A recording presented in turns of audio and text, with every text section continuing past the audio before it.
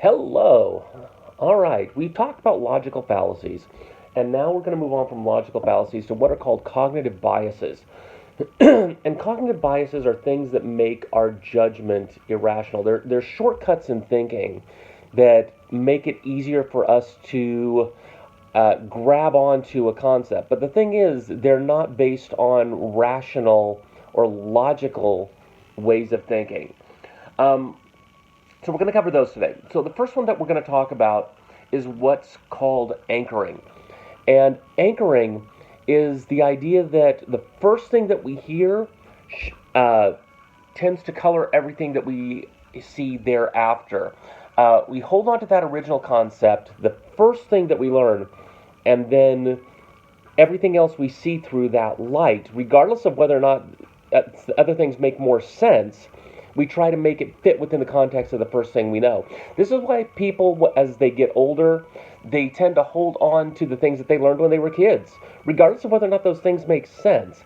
That's what they are going to try to fit everything into. It's why people have such a hard time making sense of the world as they get older, because everything has changed, but they haven't changed with it. the let's see here, if it, the sunk cost fallacy.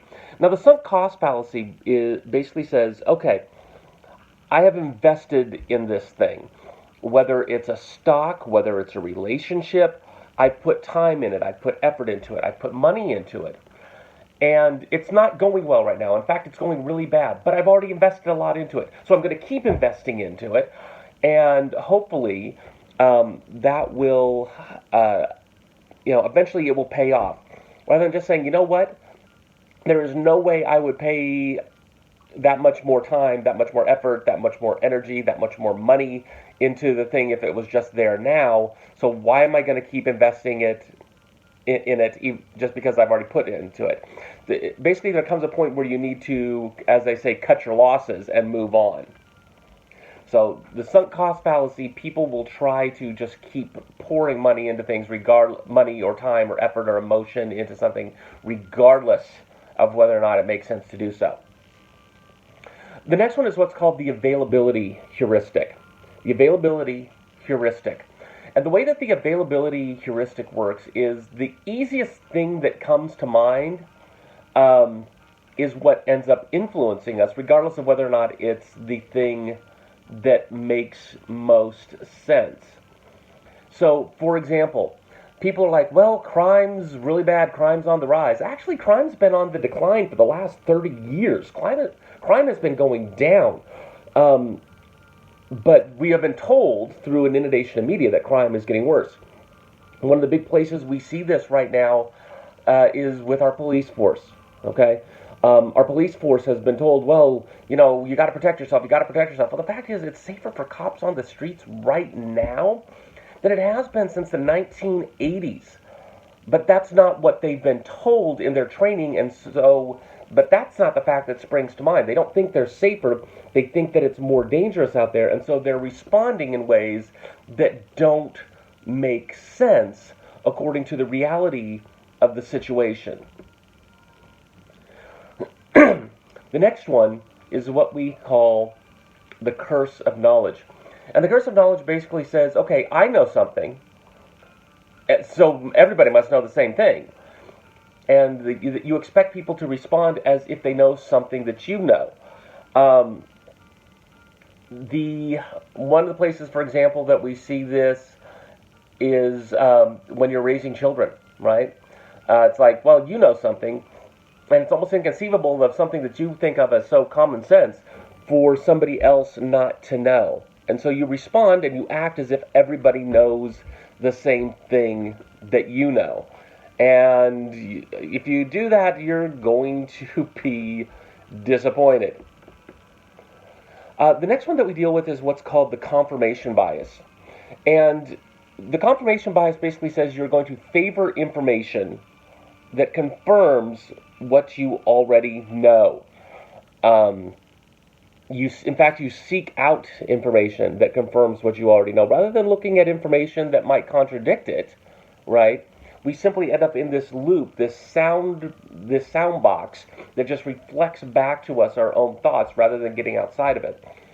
Um, I go out of my way to read articles from news sources that differ with my pre-existing opinions.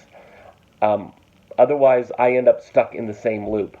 Um, it doesn't mean that I don't still disagree with them, but I read them because it does challenge me, and I understand how I have to catch myself from ending up stuck in a sound box, just hearing the same things over and over and over and over again.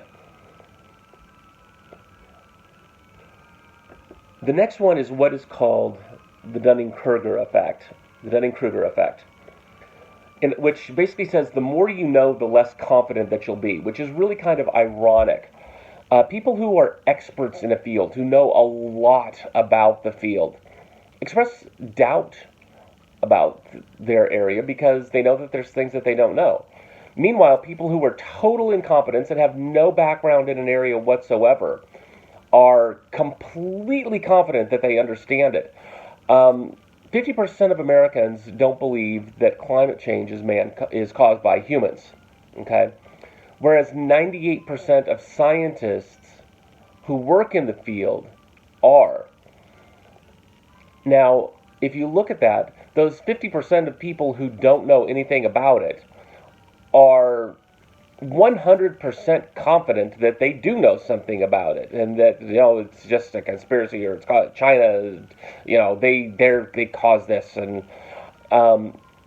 they're totally confident in their answers, despite the fact that they really know absolutely nothing about the field, and they will argue until their faces turn blue that it's just the natural cycles of the sun. The sun is what influences weather. Not well. Guess what? The scientists know that too, and they take that into account in their models. So the more you know, the less confident you're likely to be in particular areas. The next one that we're going to talk about is what we call the belief bias, which is if a conclusion supports your existing beliefs, you'll rationalize anything that supports it.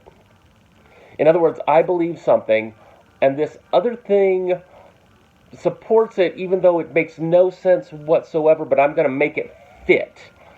There's a book called Wizard's First Rule that basically says people, well, actually I'll talk about that one a little bit later, but people will rationalize their existing belief in anything that will support their existing beliefs. It doesn't matter how little sense that other thing makes. They'll rationalize a way to support it. The one of the ways that we're seeing this is among certain branches of evangelical Christianity right now, rationalizing Trump's poor treatment of people, the way that he looks down on people, the way that his past racism, where he was sued, the way that he has just mocked a disabled reporter, the way that he insults people, right? There's nothing about this behavior that is Christian-like. The man never attended church, but he's supposed to be the ultimate supporter of Christianity, even though the man doesn't go to church. Meanwhile, Obama is a Muslim, despite the fact that he's gone to church his whole life. So they rationalize, they go in these mental gymnastics to support a pre-existing belief.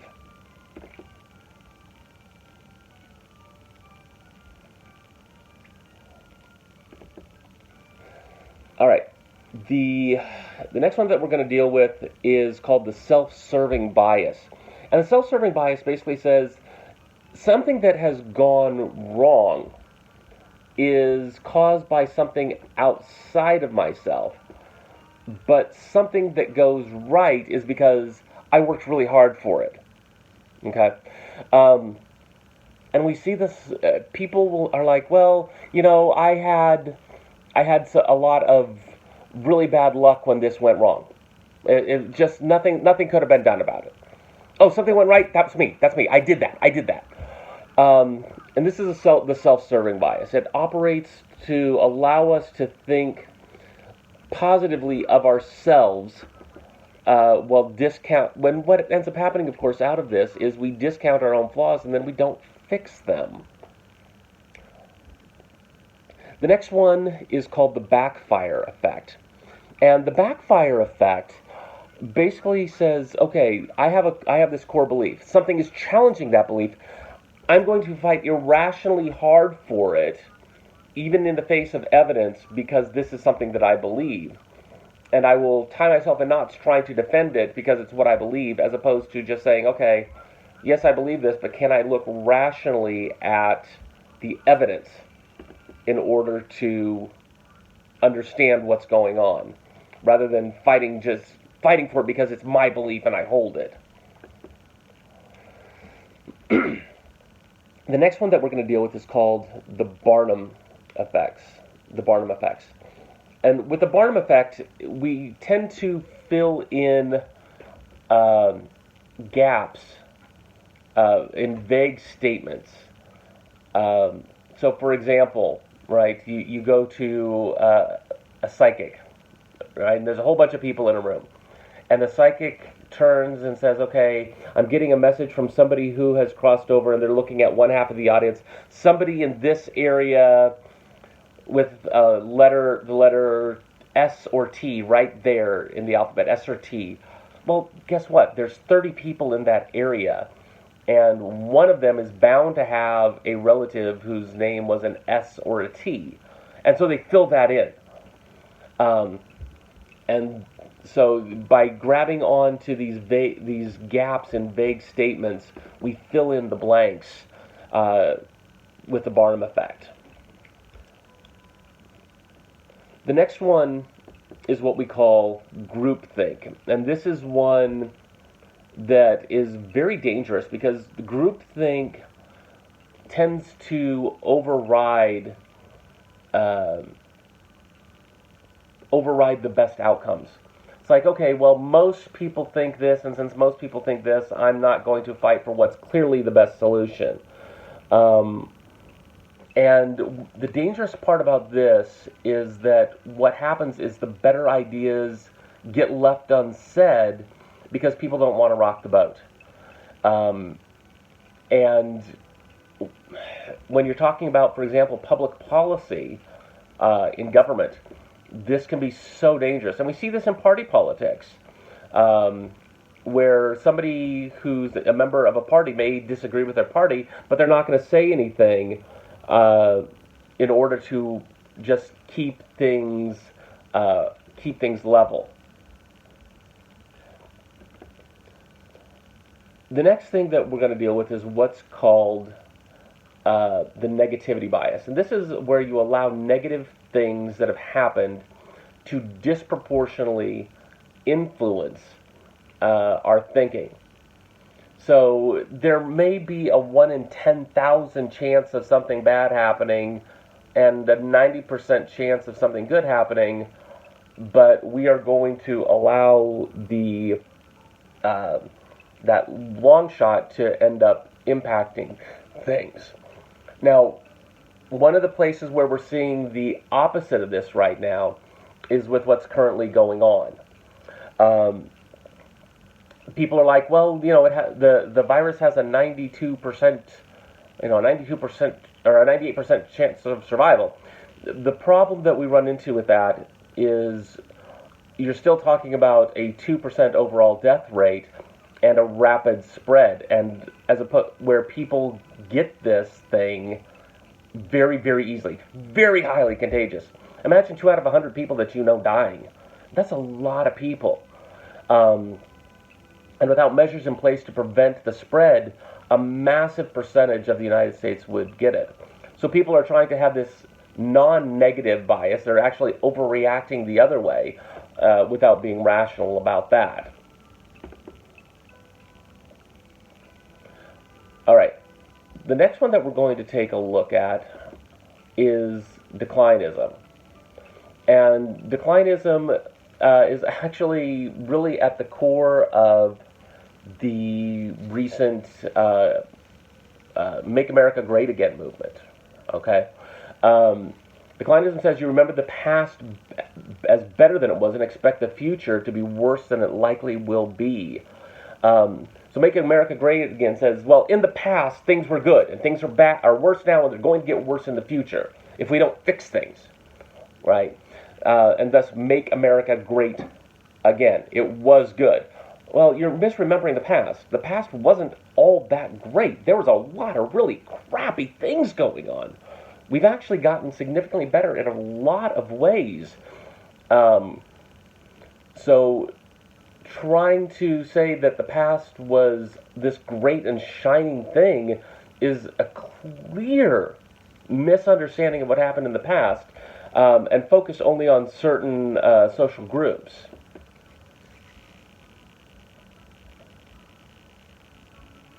Come on.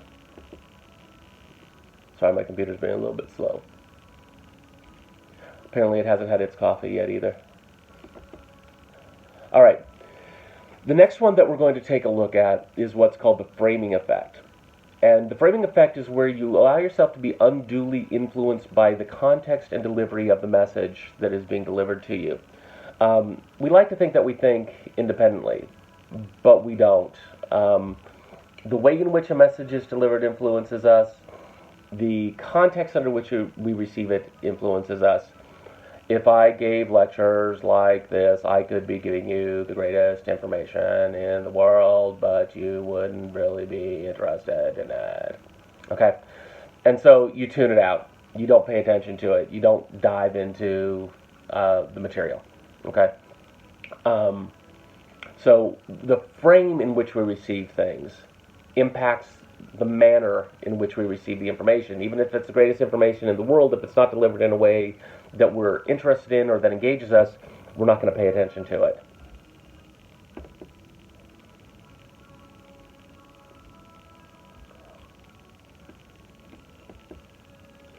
All right. The next one is what we call the fundamental attribution error. And this is where we take a look at other people and we judge them based on their character, but we judge ourselves situationally. So, for example, somebody comes to work, on the same job that you have, and they're dragging for several days, okay? And you're like, you know what? They're just lazy. They're not into it. They're not trying. They're just lazy, okay? They fall behind on what they're supposed to do. You end up dealing with, let's say, you're in your 30s, you have a sick child at home, and you're up late at night, okay? And you come to work dragging. And at that point, you're like, oh, well, I'm dealing with a sick child. I've got all this going on in my life. My kid's sick. I've got an overdue bill. Da-da-da-da-da. I'm trying so hard. And you are. But you judge yourself based on the situation. And with other people, you simply say, okay, that is a character flaw of theirs that's making them fall behind. All right, the next one is what we call the halo effect. And the halo effect is basically says we are going to judge people based on how much we like them or how attractive they are, right? And that in turn influences our actions towards them. I don't know how many of you have seen Brooklyn Nine-Nine, right?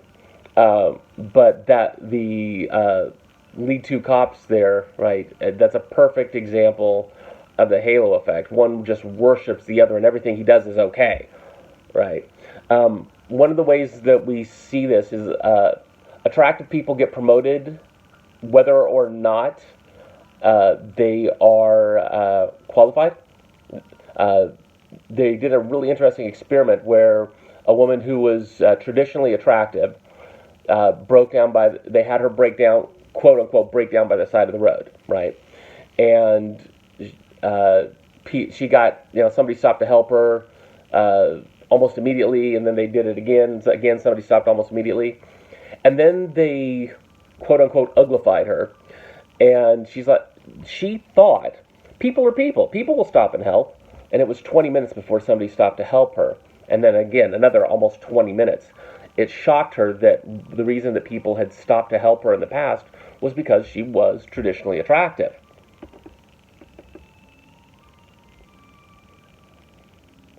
Okay, the next one that we're going to take a look at is the optimism bias.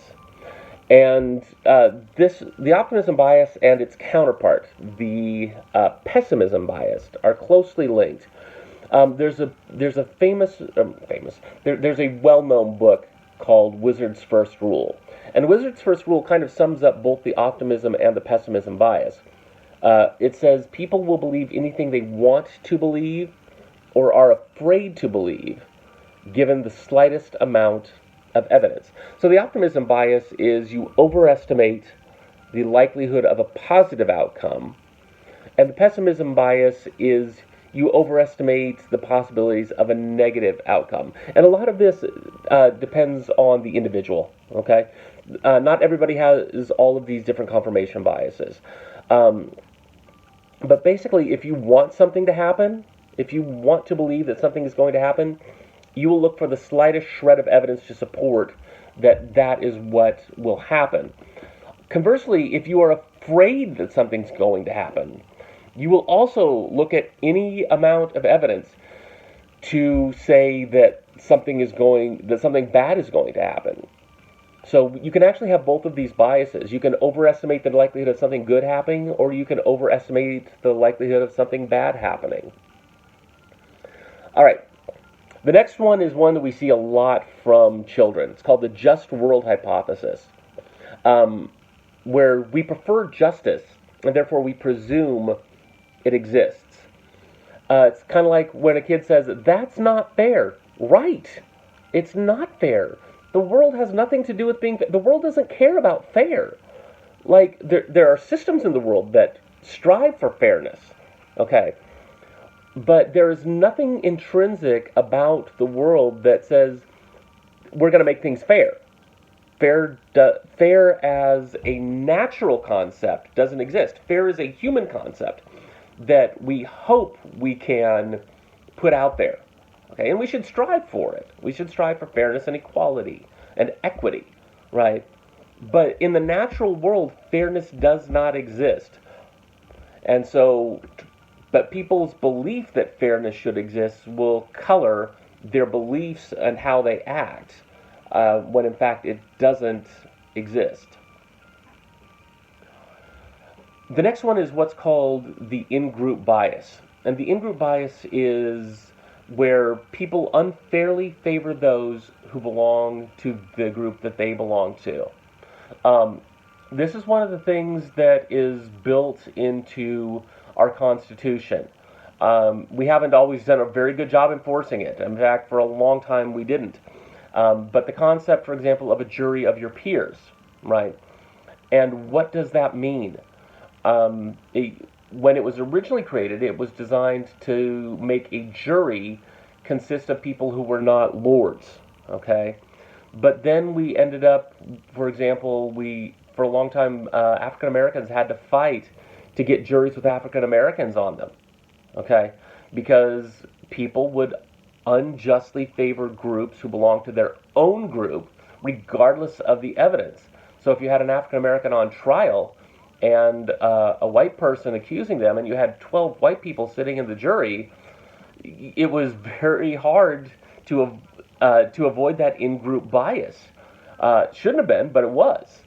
And hopefully we're starting to see less of this and more equity within the system.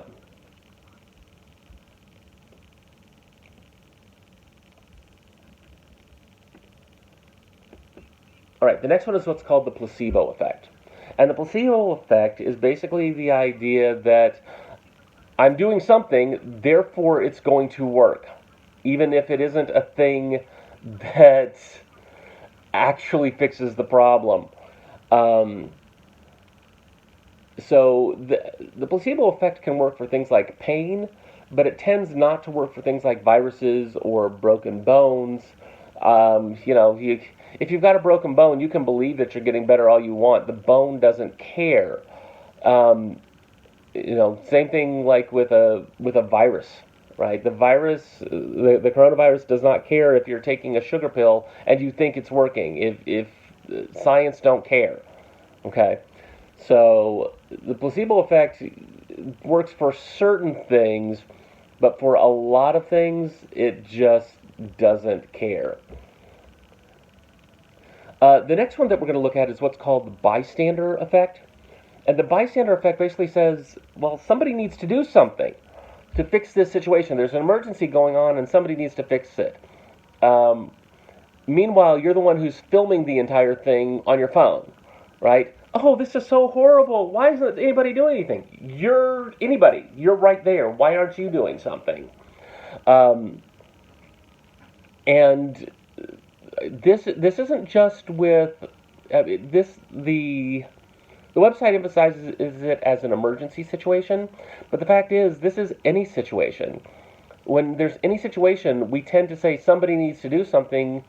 You're somebody. You are capable of doing something. You are capable of stepping in. You have the ability to make a difference. And we tend to disempower ourselves as not somebody. If there is a situation in your town that needs fixing, fix it. Step up. That could be anything from organizing volunteers to running for a political position. Yes, you can run for a political position. You can win. You can make a difference. So don't be the bystander. Be somebody who actually steps in and does make a difference in the situation. All right. The next one is what we call reactance. Oh my gosh. As a parent, you are going to experience this all the time. You want your child to do something. You ask the child to do the thing. They want to do anything but the thing that you're asking them to do. Okay? You'd rather do the opposite of what somebody is trying to make you do, even if it is something that is in your own best interest. Okay? I need you to go to bed now because it's, 11 o'clock and you have school tomorrow. Don't want to go to bed. I'm not tired. Regardless, you need to go to bed now. Well, I'm just going to do one more. No, go to bed. Well, it's in your own best interest, but you don't want to see that because somebody is trying to make you do something. And so you fight instinctively against the thing that somebody is trying to make you to do, even if you genuinely know it's the best thing for you to do. And finally, we have what's called the spotlight effect. And the spotlight is you overestimate how much people notice how you look and act. We are all the stars of our own story, okay? We are all the center of our own attention.